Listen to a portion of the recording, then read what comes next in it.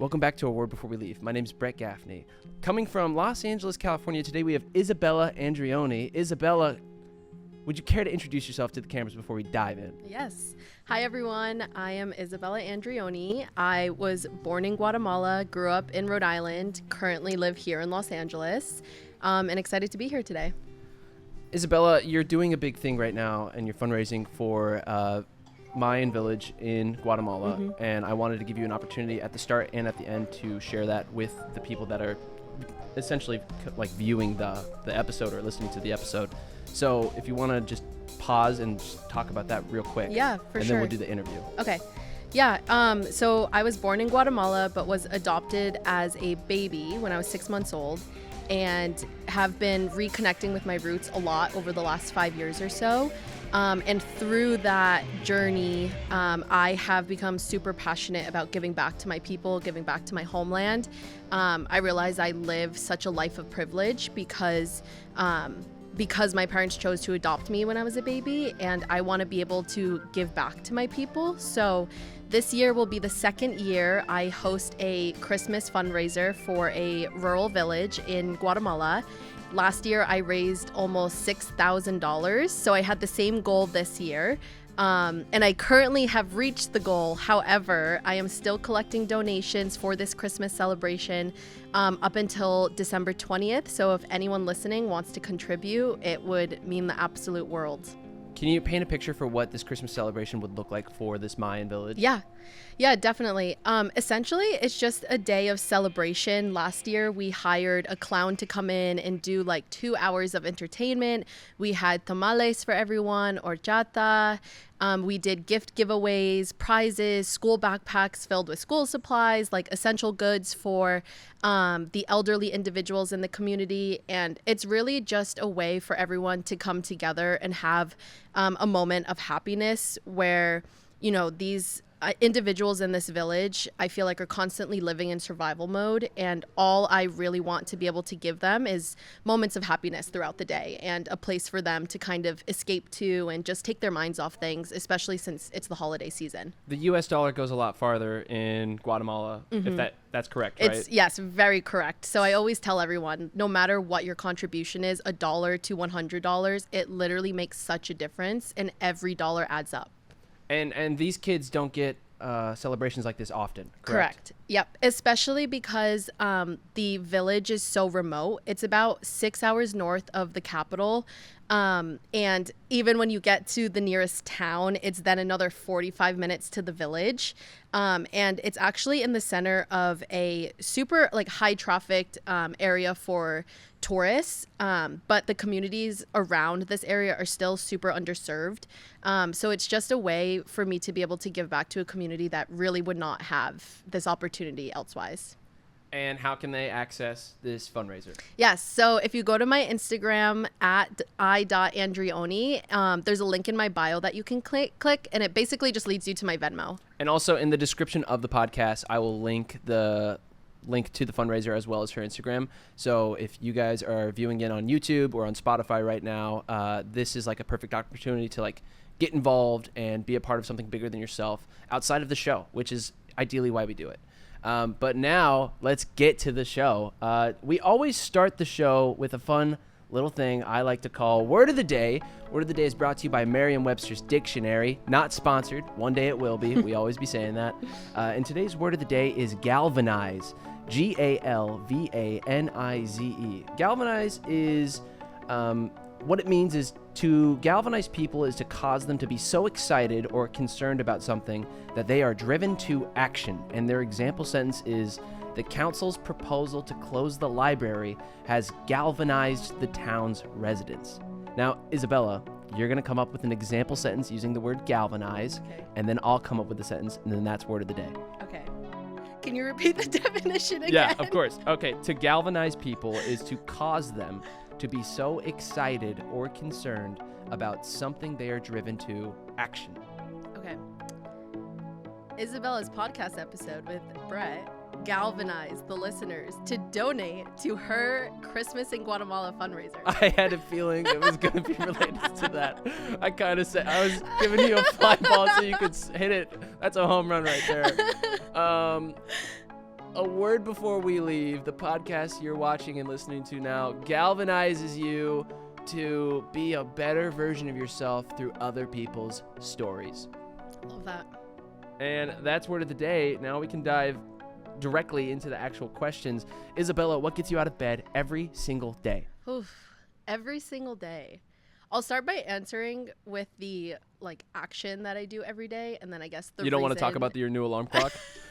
I could spend an hour talking about the Hatch alarm clock. We don't even have an hour.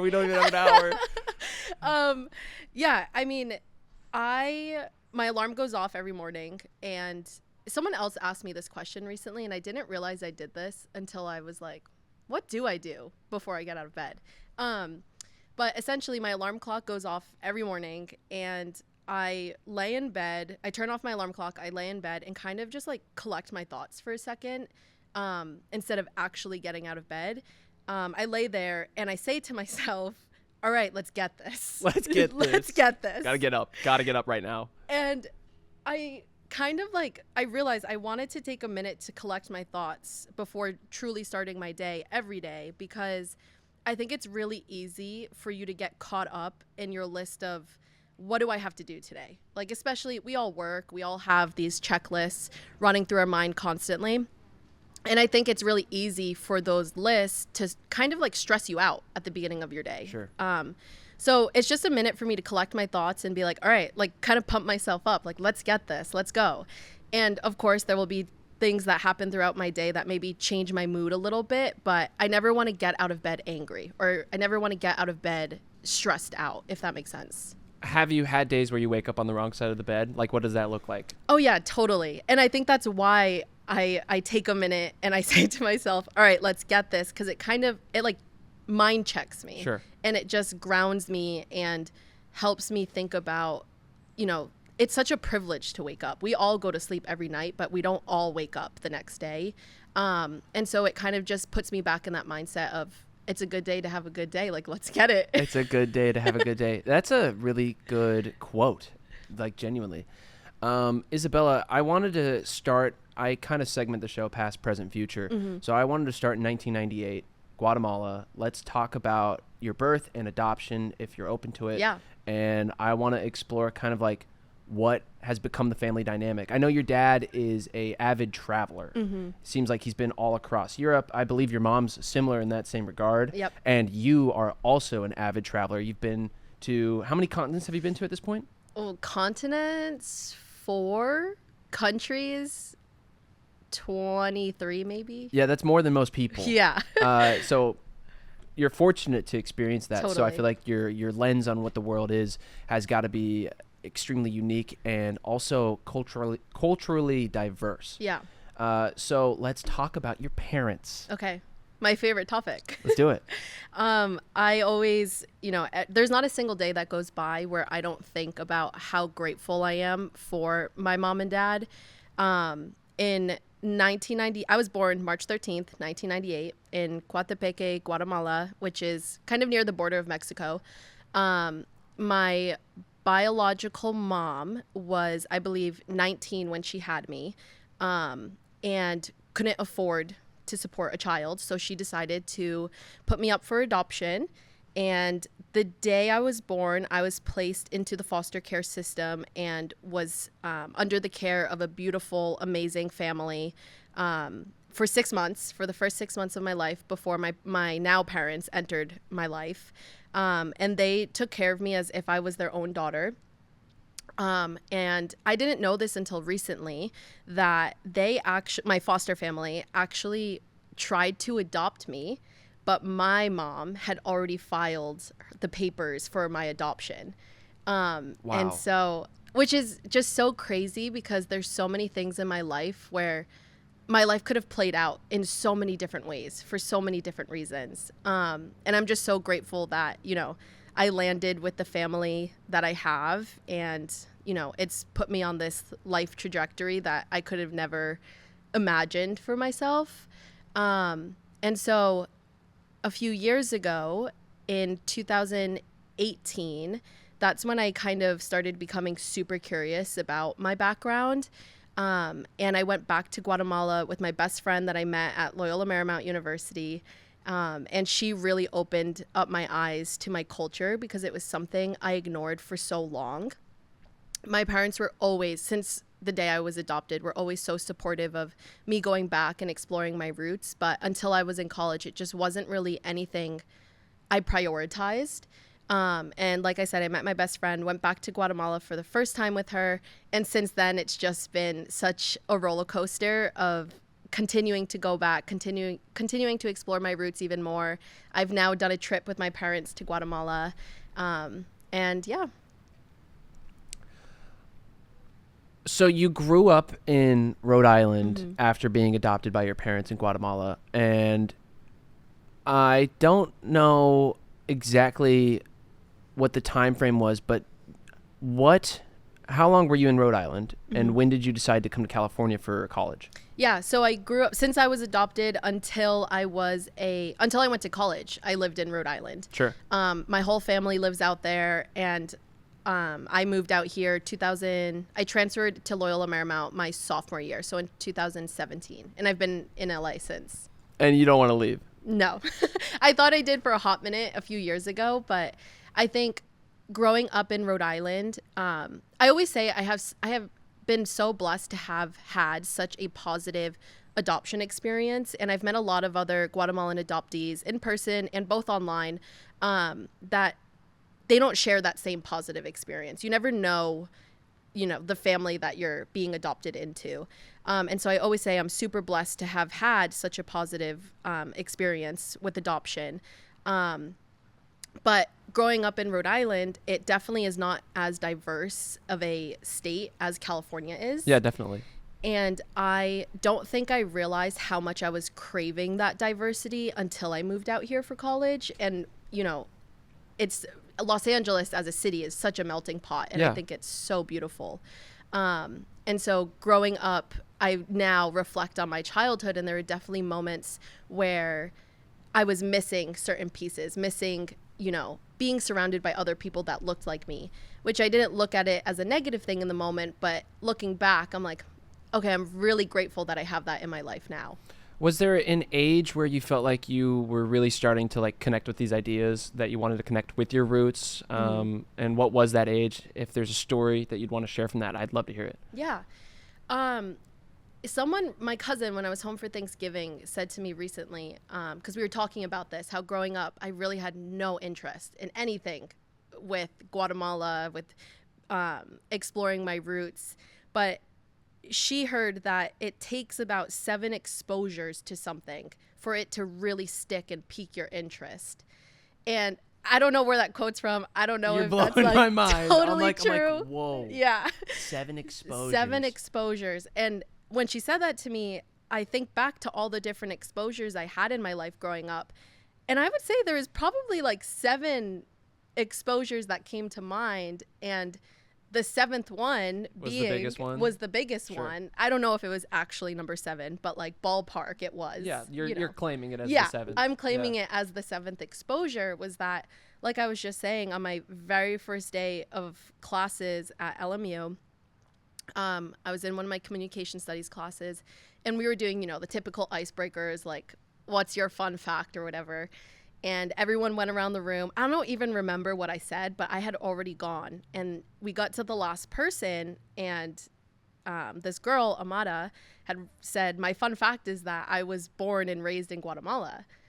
And after class, I went up to her, introduced myself, and I don't know what it was. Maybe it was her excitement, the way she said it so proud and loud. Like, yes, I'm born and raised in Guatemala, that it made me excited. And so I introduced myself to her, and we just clicked right away. And we just started hanging out. And a few months later, she invited me to go back for the holidays with her, which would have been my first time going back since my adoption. And when she asked me, there was just no shadow of doubt. Like, yes, I want to go. Yeah. And we made it happen. And the rest is history, basically. Yeah. I want to keep diving into this, but I think it's a perfect time for us to do a segment called Wordplay. This is a game I play with every single guest on the show. It's like honestly one of my favorite parts about doing the podcast.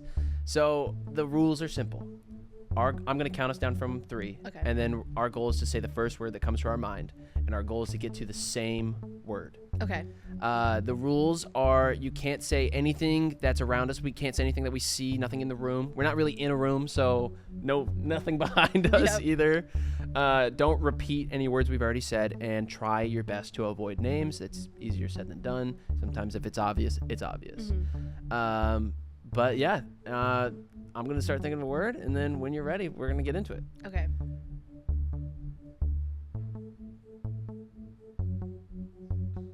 I got a word. Okay. Do you got a word? Yep, I got a word. 3, 2, 1. Trolley. Okay, not bad. That was pretty good. Okay. That was pretty good. Trolley and plane. Yep. Okay. I got a word. I got a word. 3, 2, 1. Seat? Vehicle. Oh, okay. Okay. Vehicle and seat. I got a word. Okay. 3, 2, 1. Seatbelt. Car. Oh, okay. We're on to something. Car and seatbelt. I got a word. Okay. 3, 2, 1. Tire. Wheel. That's the same thing. No, Come on, it that has counts. to be the same word though. It doesn't count. It's close Okay, though. We're okay, close. okay, Wheel and tire. Oh God, I could really throw this off for us. Same. I got a word. Wait, I don't have a word First yet. word that comes to mind. Wheel and tire. Wheel and tire. Think about it. Okay. I'm going there. I don't know if it's the same place. I'm going there too. 3, 2, 1. Nail. Circle. Oh gosh. You know, like a nail in the tire. Yeah. Circle and nail. I got a word. Circle and nail. Yeah. Okay. Yeah. I'm sending it to you with my mind. Okay. Ready? Yep. 3, 2, 1. Wall. Screw. Wait, no, this is screw and wall. Okay. I've got a word. I got a word. 3, 2, 1. Painting. Drill. Drill and painting. You know, sometimes these games go on for a little bit. I was gonna say. Okay.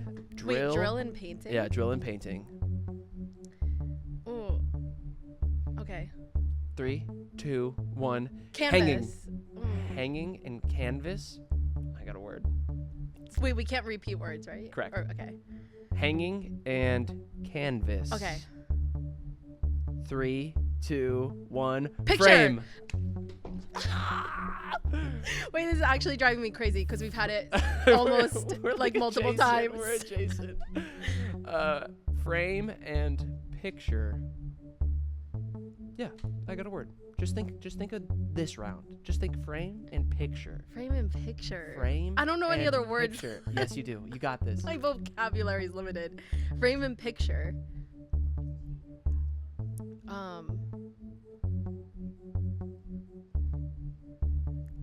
Okay.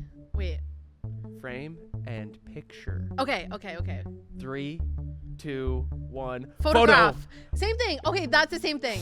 Come on, that's the same I thing. can't take it. It has to be the exact same word. Photo and photograph. Okay, we've got it. 3, We've got 2, it. 1. Camera. Yes. Come on, give me some. Yes. Oh my gosh, wait. That was actually so funny. So that was wordplay.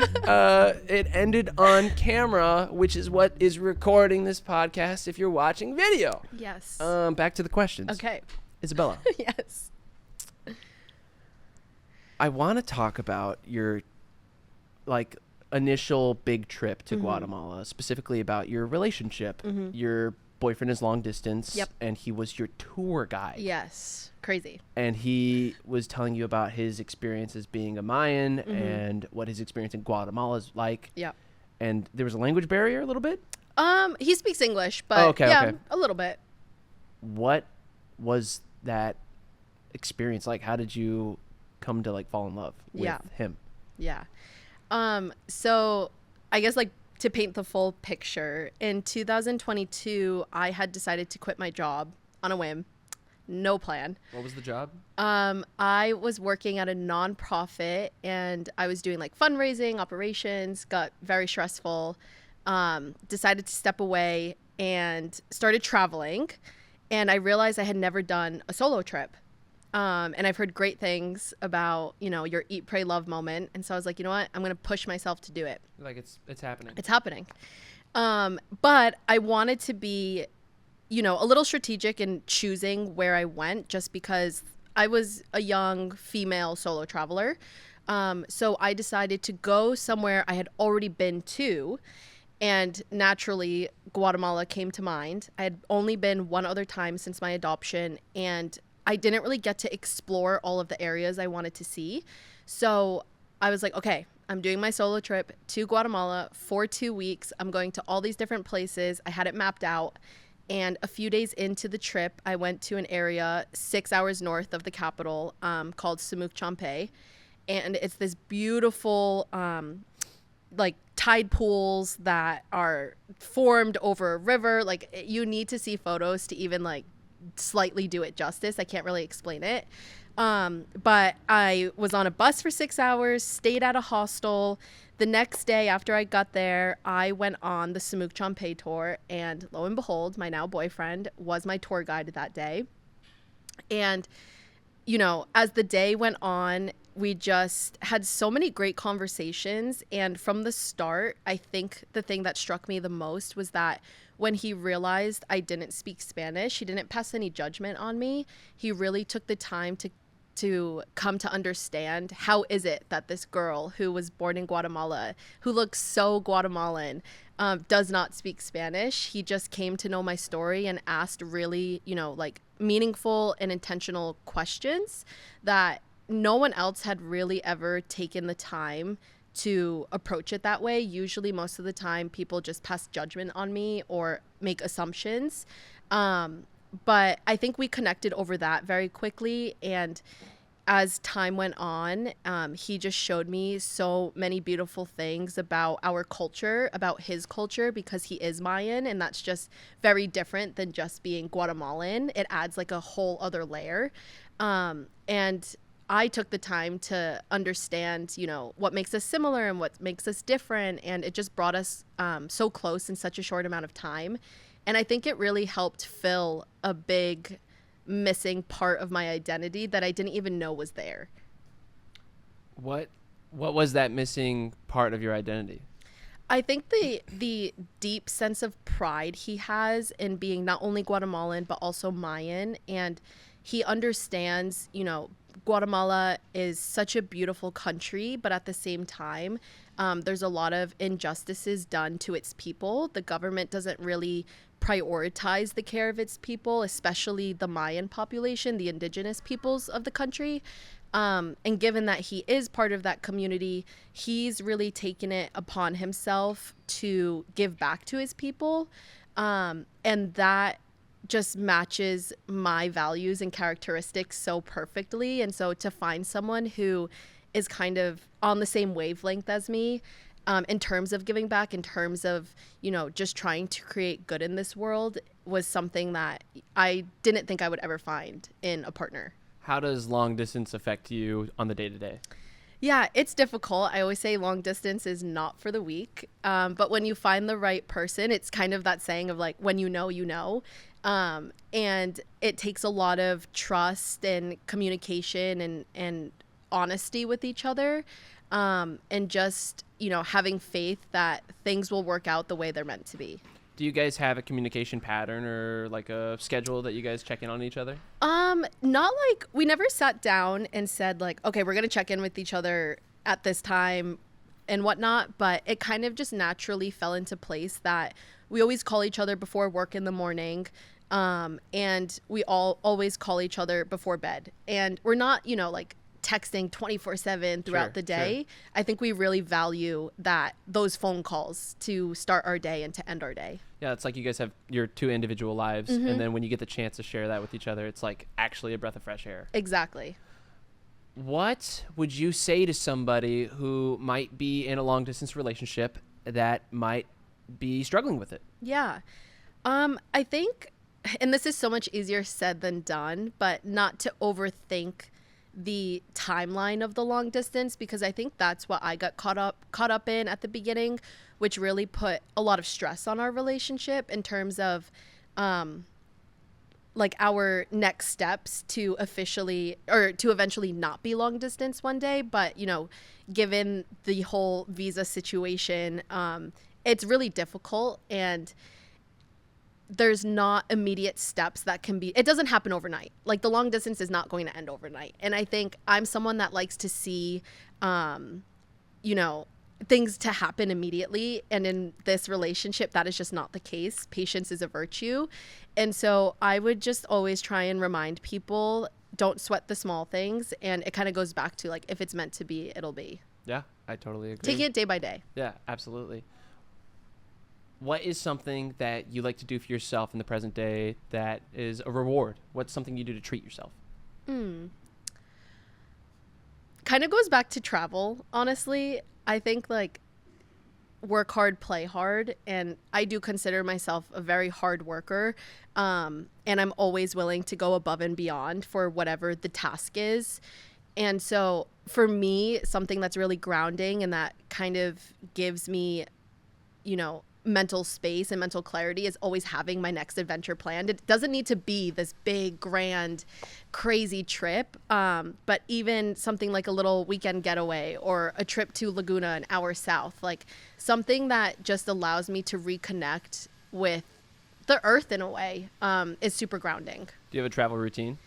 No, I would say as type A as I can be sometimes. I think when I'm traveling, that is when I'm most spontaneous. I like to have a list of things where, okay, I for sure want to see this, but how I get to see it, when I get to see it is up in the air. So what's one place that you haven't been to that you want to go to?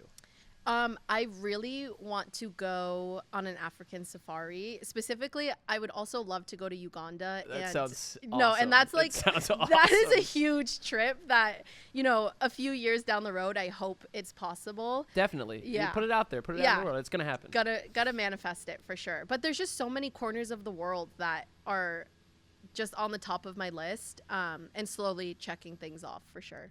Now, do you ever talk with your parents about your travel experiences? Do you guys like share kind of a bond through that love for travel? Oh yeah, definitely. I think travel is one of the things that brings us closest. My dad traveled a lot probably in his 20s, I would say. My mom also traveled a lot growing up, but now they travel the most together. They plan so many trips throughout the year. And growing up, we did a lot of different family trips, and that's totally where I got my love for travel from, is from the two of them. It just came so naturally to me. And now that I'm older, we don't do as many family trips together. Like our schedules don't align as much as they used to, but we definitely still make it happen from time to time. But they're just so immensely supportive of me going out and doing my travels independently. And we're always sending each other photos. And once I get back from a trip, when they get back from a trip, we always make sure like to give the highlights and to go over everything that we experienced. What is one of the wildest stories that you've had from traveling?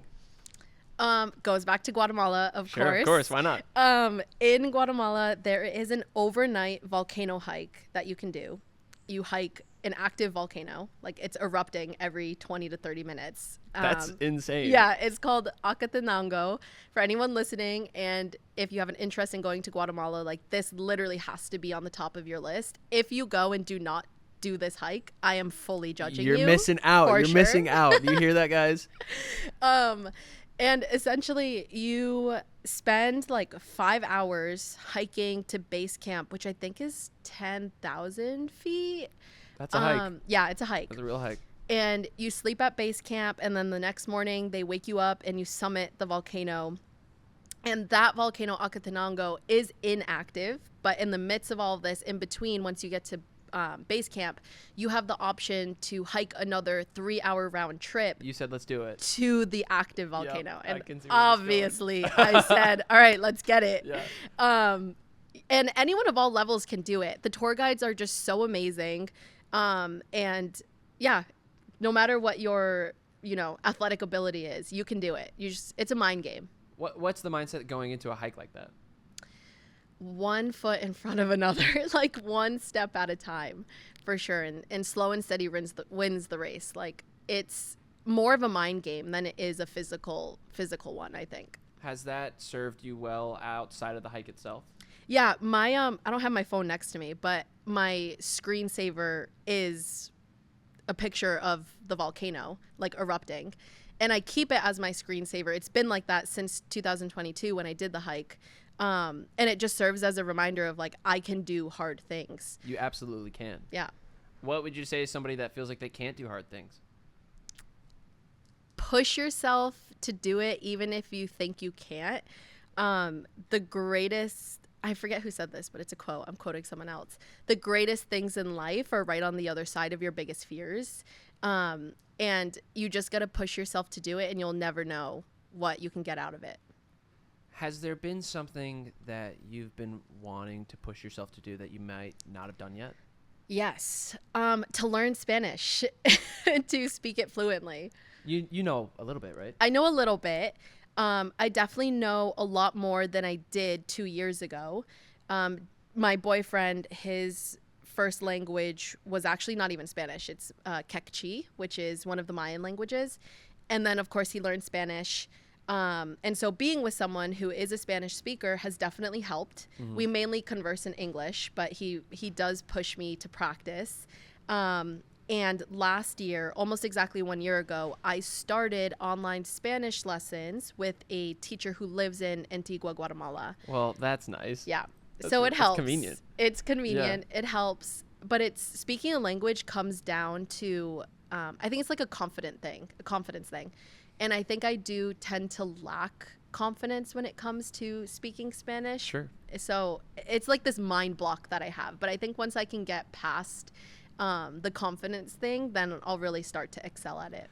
There's this like concept when it comes to learning new skills or languages or musical instruments, and it's like the wall. So essentially, I'm going to use juggling as an example because I feel like juggling is like a good way to like paint this picture. When you're first starting to learn how to juggle, they start you just with the two balls. Your goal is just to throw a ball, catch a ball, throw the other ball, catch the ball. And your goal is to make little X's in the air. So then you want to 1, 2. It's kind of a countdown. Finally, once you're good with doing the 1, 2 and you throw, catch, because it's the rhythm to it, then they introduce the third ball. That's when it gets really hard because that's when the wall's introduced. The wall is essentially the lack of confidence in being able to let go of that third ball. When it comes to learning a new skill, whether that's a language or doing a new hobby or expertise, there's going to become a wall. Learning Spanish, there's probably a wall. You have your foundation, your fundamentals, your basics, but at some point, you're going to have to be able to know how to trust yourself to let go of that third ball and catch it.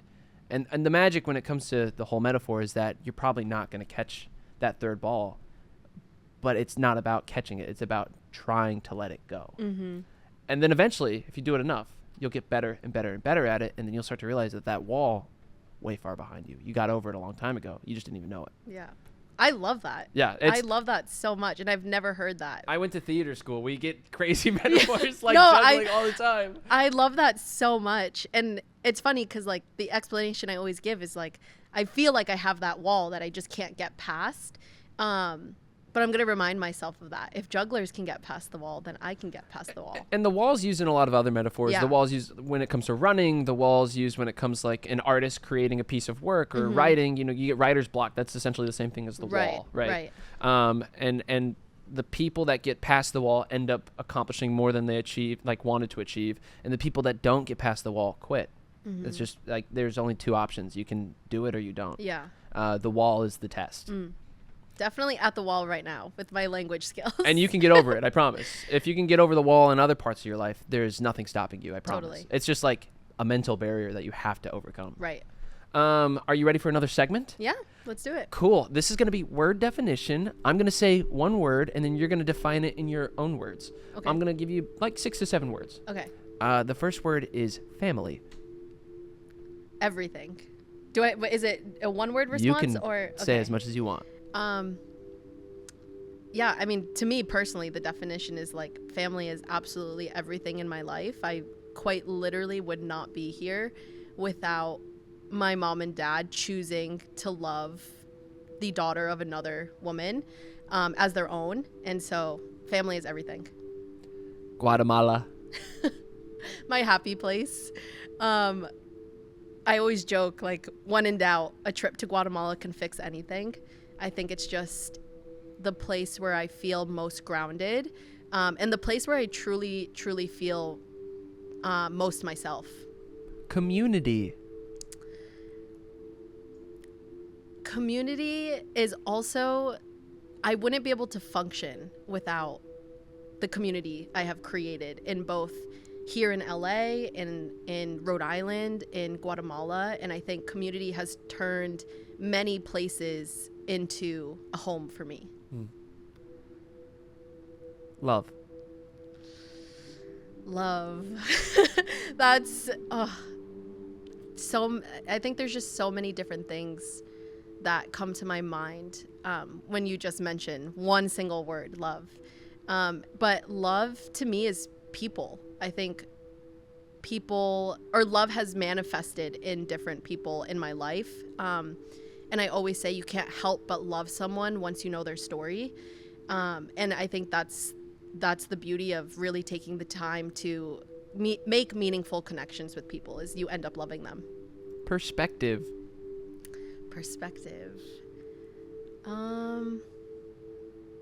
There's always a different way to view something. And I'll leave it at that. Yes, I agree. I'm going to give you one more. Okay. Travel. Expanding, a way to expand your mind and heart. And that was word definition. Now we're going to move into the final questions. These tend to be a bit more broad, universal. Mm-hmm. They can get heavy. The goal is not to make them heavy. They just sometimes feel heavy on people. Yep. Isabella, what would you say to the person that is struggling right now? Struggling right now, I would say to keep an open mind and to keep an open heart to all of the people and opportunities that present themselves to you, because you never know how a situation or a single person can affect your life in positive ways. But I think it's being open to meeting new people, being open to trying new things, and it kind of goes back to like helping with your perspective and may help you out of the rut a little bit. If it's, this is a hypothetical, let's say it's 5 years from now. Mm-hmm. Where do you want to be in a physical location? Who do you want to be there? What are you guys doing? That's a hard one for me to answer, because my dad always says to me, Isabella, you can't do it all. If I could be in 3 places at one time, I would be, because I think the thing with traveling, it ends up, like I was saying, home, my sense of home is built in so many different areas because I've lived in California for almost 10 years. So this is very much my home base. But at the same time, my immediate family, my friends I grew up with are in Rhode Island. Yeah. So that's also my home. Yeah. Like I was saying, I'm most myself and the happiest version of myself in Guatemala. My boyfriend lives in Guatemala. There's so many friends and extended family who live there that I love so much. So that's also my home.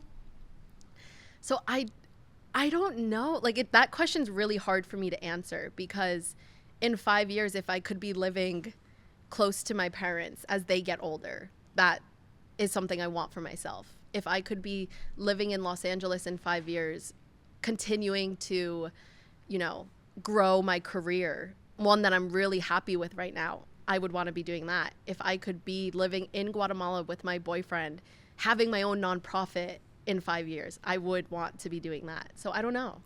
I don't think when I ask that question, the goal is not to actually have I think the goal is just to help you understand there is multiple possibilities. For sure. Life happens. Yeah. And oftentimes it happens outside of our control. And I think like even just being able to paint a picture now allows you to be like, what do I really want to move towards? Yeah. Because I can't have all of them. You're right. Right. But I can choose one of them. Right. And I think like the examples or the situations I kind of just mapped out for you, like those are 3 different ones, and I would be happy in all of them. Yeah. And I think in a way, I know one of them will eventually happen. And like I said, I would be content finding myself in any one of those 3 places with the people that I mentioned and whatnot. They all sound great. They sound they like every time you said one of those, I was like, wow, I didn't even consider that. I was like, I could be in a different spot in 5 years. Yeah. Isabella, what's your relationship with the passage of time? The passage of time. I feel like it's kind of a hard one because I never feel like I have enough time to do anything. Whether it's my 9 to 5 o'clock rolls around, I'm like, oh my gosh, I still have 10 things I needed to do, but time passes so quickly. When I'm traveling and I'm on a trip, it's like the last day of my trip, I'm like, I have to go home? Like, that's it? Time with my family, it's just never enough. Time in a long distance relationship, time with my boyfriend, it's never enough. So I think it is one that I struggle with, and it sometimes makes it a little difficult for me to feel truly present, like where my feet are at that moment, because in the back of my mind, I always know, okay, I only have so much time here. I only have 2 days left. I only have 1 day left. We only have a few minutes left of the podcast. I know, like what the heck?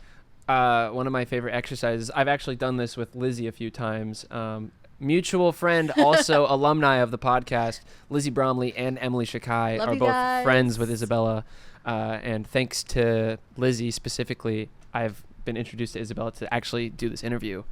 But there's a thing I like to do when I'm hanging out with Lizzie. If I feel like one of us is kind of getting off track, kind of like getting stuck in like a headspace, I'm like, hey, Lizzie, look at your hand right now. She looks at her hand.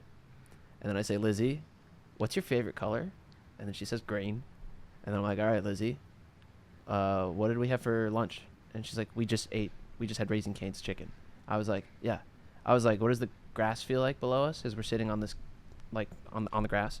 And she's like, feels like grass. And I'm like, great, you're back in the present moment. Yeah. Welcome to it. Now we're out of that headspace, and now we can like actually enjoy this moment that we're living right now. And I've introduced that to a lot of other people as well. And I think it's great to like remind us exactly what you said. Like, this isn't permanent. Every single moment is brand new, and it's fleeting at the same time. Isabella, if you could ask a word of advice from 80-year-old you, what do you think she would say? 80-year-old. She's lived a whole life. What do you think she would say, and what do you want her to say? What do you think she'd actually say? I would want her to say, or I would hope 80-year-old me would bring it back to just remaining most true to yourself, and not caring too much about what other people think. I think that's something I really struggle with, like 26-year-old me. And I hope I get to a place where, that's not the case. I think 80-year-old me would say, don't take life too seriously. Maybe along those lines. That's a common theme I've had people answer for that question specifically. I ask a lot of people that question, but a lot of people are like, it's not that deep. Yeah. If you could offer advice to 8-year-old you, what would you say? Oh, 8-year-old me? I would say just be kind to yourself, which I feel like maybe that's a common response, but we're our biggest judgment. Like, we're so hard on ourselves. And I think it was maybe a social media trend where people started keeping photos of like their 8-year-old self on their mirror. And I did do that for a while. When I moved, that came off the mirror, and I need to put it back up because it is such a good reminder. Like, every day when you look at yourself in the mirror and you see that photo of yourself, it's like, why are you so hard on yourself? Just, it's okay that you don't know everything. It's okay that you make mistakes. Not everyone's perfect. And I think we just get so caught up in the things that don't matter and overlook the things that do. And so it's just a good reminder to have. Isabella, if there was somebody that you wanted to see right now, you don't have to specify who it is. If they were like, let's say behind the camera, watching the interview, what would you say to them? And just what would you say to them? I'm trying not to get emotional when I say this. I've been thinking a lot about my grandparents. I have, on my mom's side, my grandfather is still alive. On my dad's side, my grandmother is still alive. And I have been thinking a lot about them because I think of, like, how is it possible that I am here? Like, of all the kids that were put up for adoption, how is it that I was chosen by my parents? And I think it has a lot to do with how they were raised, which is a result of what makes me who I am and the values they instilled in me. And I think all of that goes back to my grandparents. And so I don't think like I would be sitting on this couch with you if it weren't for them, because they raised two individuals who were, and I said this earlier, who chose to love the child of another woman. And a child that does not share blood with them, but like, I know I am loved as if I do share the same blood as my parents. And since the passing of my grandmother a few years ago, and since the recent passing of my grandfather, I have wanted nothing more than to be able to say to them, like, thank you. And thank you for giving me my parents, because I wouldn't be who I am. I wouldn't be where I am without them. That was really good. Isabella, the final question. Okay. Would you care to share a word before we leave? I would. I would love to tell people, and again, I said this earlier, you can't help but love someone once you know their story. And I think right now we live in such a polarizing world for so many different reasons. And I think as humanity goes on and like as the world goes on, not everyone, but a lot of us have lost how to make those meaningful connections, how to just stop and be present in the moment with each other, even if, there are differences between us. I think everyone has a story. I mean, you were telling me the reason why you created this podcast is because everyone has a story to tell. Yeah. And I think when you take the time to truly get to know someone for who they are and what makes them, that way, it's such a beautiful thing. And I think I personally just want to create more unity than, polarizing moments between people. I want to give the chance to make meaningful connections with people on a day-to-day basis. You're doing just that. Well, everybody, this has been A Word Before We Leave. We are coming from you from Isabella's patio in Los Angeles, California. Isabella, talk about the charity one more time. Yes, my favorite thing to talk about. So in a few weeks, 2 weeks, I'll be flying to Guatemala, and on December 26th, we will be hosting our big community event in Guatemala in the village. And so there's still time to donate. Like I said, $1 or $100 goes such a long way and will truly make such a big impact. And even if you can't donate, you can share my fundraiser with someone, send the link to someone, share, my story with someone. And then that really creates such a big ripple effect for sure. There is so much you can do in small ways, and it doesn't require money. Mm-hmm. The same thing goes for this podcast episode. Every link that you're going to need is going to be in the description for every source, whether that's broadcasted through Spotify or through YouTube. I will make sure that there is an easy, accessible way for you guys to access the fundraiser. If you guys like this episode, please follow the show, rate it on Spotify. There's a little star button under the follow button, and the more ratings we get and the more follows we get, the more people naturally will find the show without us marketing to them. If you guys are watching this through YouTube, subscribe, like, comment. The algorithm pushes it. I don't know why the internet has built like this, but it's just the way it is. The more you interact with us online, the more people get to see this, and the more people that see this get to support the fundraiser, and that's extremely important. That's bigger than the show. Okay, let's let these Mayans have a great Christmas. But other than that, I'm Brett Gaffney. This is Isabella Andreoni. And you just watched or listened to A Word Before We Leave. A quick thank you to Louis Llewellyn for helping out with camera work on the last episode, Diego Astorga for supplying the Blackmagic camera filming the wide. I want to say thank you to Isabella for letting me be here, Lizzie Bromley for inspiring the episode. Thank you to Emily Shakai because, well, you know, you're Emily. We love you.